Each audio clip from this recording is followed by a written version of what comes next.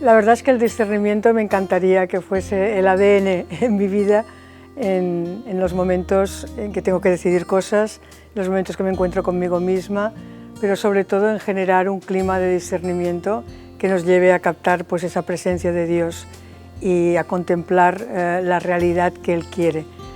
Me parece que el mundo está gritando las necesidades y hay que ir pues oídos, ojos, manos, todo muy abierto para captar qué es lo que Él quiere. El darse tiempo para discernir realmente si lo que uno está haciendo es voluntad de uno, es voluntad de Dios. No nos guiemos solamente por criterios humanos, pero realmente iluminados por el Espíritu, y creo que esa sea la clave. Allí escuchar cuáles son, diríamos, los signos de los tiempos. Allí qué cosa el Señor quiere hacer con nosotros como iglesia hoy. Es importante que en toda la toma de decisiones estemos a la escucha de la realidad, de lo que dicen los otros, a la escucha de Dios, de nuestro buen y mal espíritu que aflora para poder responder mejor para la misión de la Iglesia que nos ha pedido.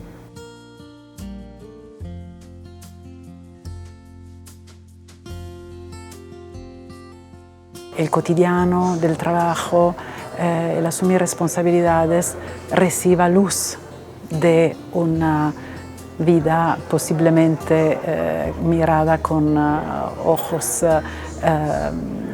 espirituales, con la luz de arriba. No podemos hacer una dicotomía con el discernimiento a nivel personal y, sin embargo, cuando a nivel institucional tenemos que decidir cosas muy importantes, resulta que no somos capaces de encontrar un modo, un método, una forma de hacer un discernimiento donde los valores también espirituales e institucionales se vean claramente, ¿no?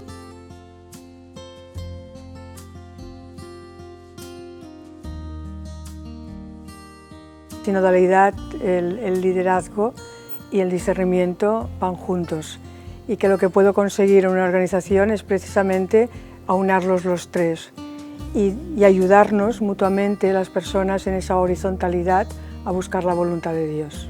Porque he descubierto que para liderar mejor la congregación, el discernimiento tiene que involucrar a la comunidad. Y en donde hemos conjugado liderazgo, sinodalidad y discernimiento.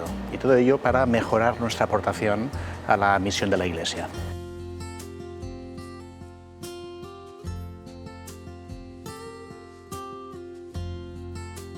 Me marcó mucho eso de conocer nuestros propios miedos, conocer nuestras propias dinámicas internas, nuestro propio temperamento, el espejo caracterológico, digamos, y así también poder, de alguna manera, tener las bases de autoconocimiento para poder conducir procesos, tener roles directivos dentro de la empresa, o sea.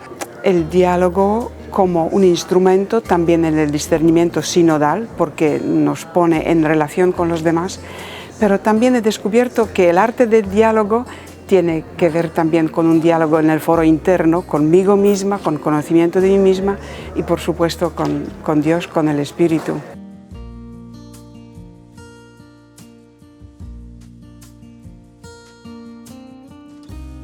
Una pequeña parte de un proyecto que da sentido a todo lo que hacemos y va más allá de lo que simplemente puede ser un curso, una actividad que es esta Iglesia Sinodal en la que creemos, confiamos y esperamos.